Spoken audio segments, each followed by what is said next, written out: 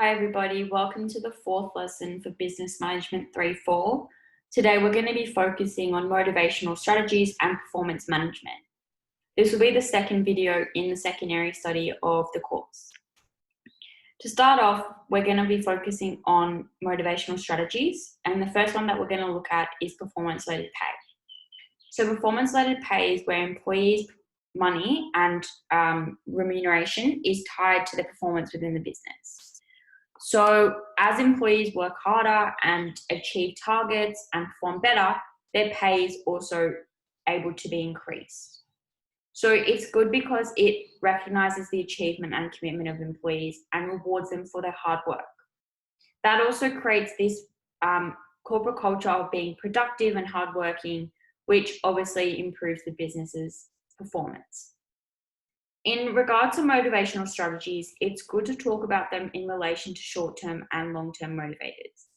In relation to performance-related pay is a really good short-term motivator because if the manager tells employees, if you work hard this month, we're going to increase your pay by 10%, employees will work really, really hard that month in order to receive the pay increase.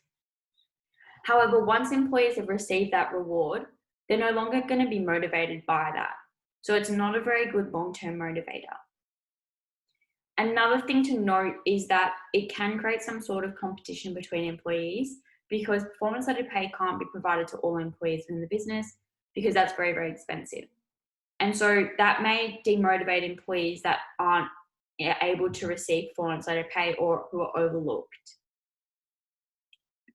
The second strategy that we're going to look at is career advancement, which is essentially just a promotion where employees can work their way up the corporate hierarchy and receive new skills and expectations within the business. Career advancement, rewards your best employees within the business. And in relation to short-term and long-term motivation, it's both short-term and long-term because employees are going to work really, really hard in the short term in order to be considered for a promotion. But also, once an employee is promoted, they're going to be motivated to keep on working really, really hard so that they can keep getting more promotions and work their way up the corporate hierarchy. It also, because it's a long-term motivator and employees want to keep working hard and gain further promotions, it also reduces staff turnover because employees want to stay at that business so that they can keep on climbing up the ladder rather than moving to a new job and not having those same opportunities. Unlike performance-related pay, it can demotivate employees due to the competition between them. Not all employees can be considered for a promotion or be rewarded with a promotion, and so that can cause resentment within the business and demotivate employees who are overlooked. The third strategy that we need to look at is support. Support is about helping employees to overcome issues that may be affecting their personal and professional lives. Support also improves the working relationships between employees and managers because the employee will feel like the manager values them and cares about their well-being, as well as increasing interactions between the employee and managers whilst giving support. Support improves productivity because employees won't be distracted by issues in their personal and professional lives. And it also reduces staff absenteeism because if employees are going through issues, they may not come to work. And staff absenteeism is a cost for the business because every day that an employee doesn't come to work, it's a loss of productivity. Support is both a short-term and long-term motivator because whilst the employee is gaining support, they're going to be motivated to work hard because they're no longer affected by those issues. But also into the future, the employee is no longer going to be affected by those issues that they were once facing. And they're also going to be motivated by the fact that their business invested a lot of time, effort, potentially money into improving their well-being. And so they're going to want to keep working hard into the future. So it's also a good long-term motivator. The only real issue with support is that it can be expensive. The fourth strategy is sanctions. So sanctions are a penalty for poor performance or the threat of a penalty. So it might be if you don't improve your performance, you'll be fired. And so sanctions are a really good short-term motivator because if you're threatened, you're going to work really, really hard to improve so that you're not fired. But it's not a very good long-term motivator at all, because once the employee realizes that they're not going to be fired, and the manager may have forgotten about the threat, or it's no longer an issue, they're going to be resentful of that manager for threatening them, and it can also cause conflict in the business between employees and their manager. So in terms of corporate culture, sanction is really not a good strategy to use. The fifth motivational strategy is training, and in training we go into a little bit more detail than the others. So training is when the business invests in the employee's skills in order to improve their ability to complete their job, and also their confidence, because if employees have more skills, they're going to be more confident in their role, and not be anxious if they're doing it wrong or that they're going to get injured. Training very clearly increases productivity, because if employees know how to do their job, they're going to do it better, they're going to do it quicker. It also reduces staff turnover, because training is expensive and it gives the employees something that they can put on their resume that helps to gain, add to their skill set. So the employee is going to be like, wow, that's really nice in my business. They've, invested all this time and money into improving me. So I'm going to work really, really hard, and I'm going to stay at this business for as long as possible. I don't want to leave and go to another job. As well as that, it is both a short-term and long-term motivator, because as we said just before, as soon as the employee is trained, they're going to be really, really motivated to show off those skills, and they're going to act more confident and work productively. But as well, in the long term, they're going to feel very valued, and they want to pay back the business for that investment into the training that they've provided them. So they're going to work really hard and want to stay at the business so that they can pay back that investment into their skills. Training also improves the quality of the business, which can also increase market share. So from the business perspective, it's very worthwhile. The only real issue with training is that it can be expensive. So as we go into a bit more detail on training, the first thing to note is on-the-job training. So on-the-job training is training that's conducted at work during work hours, and usually conducted by another employee. So a senior employee will train a more junior employee. On-the-job training is more productive because employees are trained as they're performing their job, and so that they can do two things at once, rather than taking time out of their day to go to a lecture. Another strength of on-the-job training is that the employee is trained on the specific tools and equipment that is used in the job. So for a coffee shop, for example, it would be beneficial for employees to be trained on the specific coffee machine that they're using at the cafe, rather than going through a lecture and learning how to make coffee on a very general coffee machine that's not actually the one that the business uses. So in a lot of cases, on-the-job training is very beneficial. Another thing similar to that is that it's specific to the business's needs, rather than a very general lecture that has to cover and apply to a range of different businesses within an industry. It also improves corporate culture and working relationships between the employees and potentially managers, because employees are interacting with other senior employees as they train them. Also, because it's conducted by employees during work hours, it's cheaper. There's no extra cost for the business. But the main issue with on-the-job training is that poor habits can be passed on very easily, because the employee who is training, they might be really good at their job and they've been working there for a long time, but they may not actually know how to communicate and train another employee on those skills. And so poor habits can be passed on, which may reduce the quality of the training overall. The opposite of on-the-job training is off-the-job training, which is where training is conducted outside of the workplace, usually through like a conference or a lecture.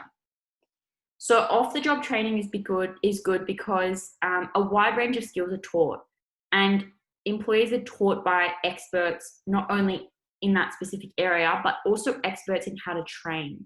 So the quality may be superior. Also, another thing to note is that when there's off-the-job training, there's no interruptions.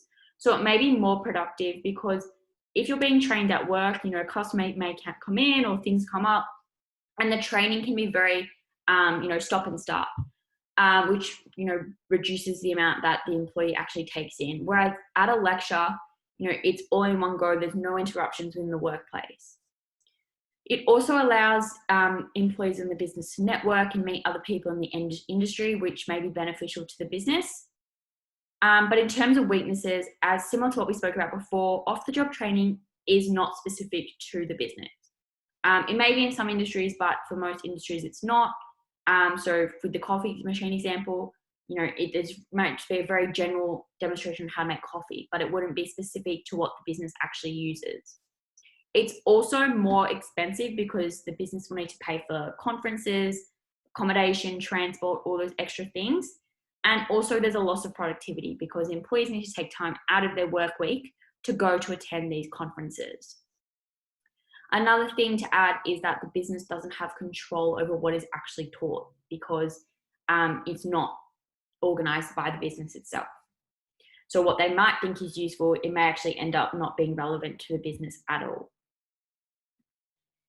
So that's the end of motivational strategies. Now we'll move on to performance management. So performance management is a way of improving both employees and business objectives and aligning each so that as employees' performance improves, the business objectives are met. So this is kind of similar to what we spoke about in the very first video for this area study, talking about how managing employees links to business objectives. So as employees are motivated, as they're rewarded, trained, they're working harder, and that means that they're achieving the business objectives of market share and profit better. So what performance management is doing is monitoring employees' performance, making sure that employees are trained, rewarded, motivated, so that the business is also achieving its goals of profit and market share. So now we're going to go through the 4 different strategies of performance management. The first method is an appraisal. So appraisals are meetings between employees and managers. So managers will have a meeting with each employee, which is quite time consuming for the business. Usually they're about every 3 to 6 or 12 months. And so what the manager will do is they measure the employee's past performance against set targets. So they'll say your profit was this, your productivity was 10%, your waste was 10%, and they look at all the different things that the employee's done well and things that the employee needs to improve on. And they provide the employee with feedback and a range of new goals for the next review period, whether that be 6 or 12 months. So this is good because it gives employees specific things that they need to target and improve on in the future. And it also shows the manager areas of weaknesses within the business that they may then need to train employees on, or they may need to fire some employees if they're not performing well. And it also gives them some idea of who the best performing employees are, who should be entitled to promotions and performance-related pay. The next strategy is management by objectives.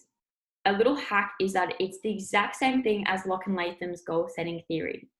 So we have the collaborative set goals between employees and managers, which improve the working relationships within the business and helps to ensure that the goals that are actually set achieve both the employees' interests and also the manager's interests as well.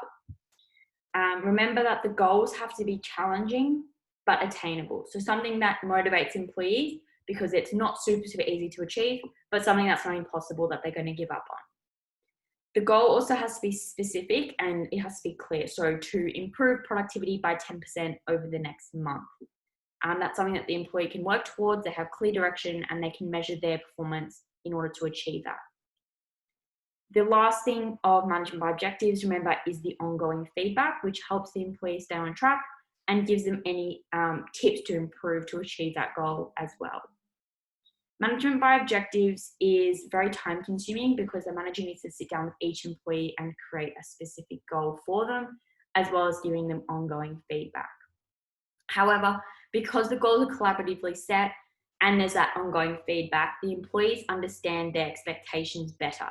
And it's a lot better for improvement within the business. The third performance management strategy is self-evaluation. So self-evaluation is essentially where employees answer a survey regarding their own performance. So managers will email out employees a survey saying, how do you feel you performed in this area, quality, how do you think you performed in waste? How do you think you performed in customer service? And the employee will rank their own performance out of 10, let's say. Which is good because employees can reflect on what they believe they did well and what they think they need improvement on. However, it's very biased, and I'm sure you would all have done similar things at school in the past, and it's very hard to give yourself an accurate assessment because you don't want to seem like you're bragging and you're arrogant and you think you're amazing at everything, even if that's the case. But at the same time, you don't want to put yourself down as weak for everything because you don't want to be fired. Even if you feel like you do need to improve in a lot of areas. So it's not a very accurate assessment for managers. But similar to appraisals, the feedback that's provided from employees can help the manager make decisions about training and recruitment and potentially if there's a need to promote employees or fire employees. So it can be used as the basis for decisions within the business, but because it's not accurate, it's not often used.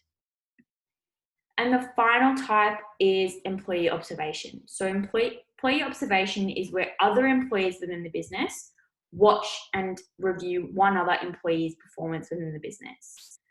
And they then provide feedback to that employee that they have been reviewing. Employee observation is often used by teachers. So sometimes when you're in class, there might be a teacher up the back watching that teacher conducting the class. And so employee observation is good because it doesn't come from managers, it comes from other employees. And these are employees maybe who have interactions with that employee day to day, maybe they work closely with them. And it also allows employees to learn from one another and pick up good tricks or work out what works and what doesn't in that role. Another good thing about employee observation is that it's usually conducted a few different times. So maybe an employee will be watched one day a week for 6 weeks from different people. And so we call that 360-degree feedback because there's a wide range of opinions being made and a wide range of people conducting the review. So it's not biased in any way. And in some types of businesses, customers can also provide some feedback. So I'm sure like you would have seen sometimes after you go to a shop or a restaurant, they'll send you an email and say like, can you give us feedback on your waitresses or your employees, customer service. And that also will be considered in the manager's feedback and the review that's then given to the employee. So that brings us to the end of today's video. I hope that this has been helpful and I'll see you in the next one.